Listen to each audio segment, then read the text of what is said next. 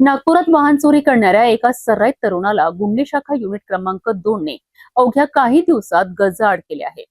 भांडेवाडी परिसरातून चोरीला गेलेली 60,000 रुपयांची ऍक्टिवा पोलिसांनी जप्त केली असून 19 वर्षीय आरोपीला अटक करण्यात आली आहे.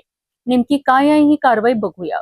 नागपूरच्या भांडेवाडी पोलीस ठाणे हद्दीतील माता मंदिर परिसरातून 17 जुलै रोजी एका नागरिकाची होंडा ऍक्टिवा दुचाकी चोरीला गेली होती. या प्रकरणी भांडेवाडी पोलीस ठाण्यात अज्ञात आरोपी विरोधात गुन्हा दाखल करण्यात आला होता. गुन्हे शाखा युनिट क्रमांक 2 ने तांत्रिक तपास आणि गोपनीय माहितीच्या आधारे तपासाची चक्रे वेगाने फिरवलीत.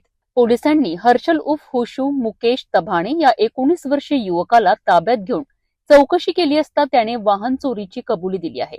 पोलिसांनी आरोपींकडनं 60,000 रुपयांची चोरीची ऍक्टिवा जप्त केली असून आरोपीला पुढील कारवाईकरिता भांडेवाडी पोलिसांच्या ताब्यात देण्यात आले आहे. या यशस्वी कारवाईमुळे वाहन चोरांमध्ये खळबळ उडाली आहे. नागपूर गुन्हे शाखा युनिट क्रमांक 2 च्या तपासामुळे वाहन चोरीचा गुन्हा उघडकीस आला असून चोरीची दुचाकीही हस्तगत करण्यात आली आहे. आरोपीला अटक करण्यात आली असून या प्रकरणाचा पुढील तपास सुरू आहे.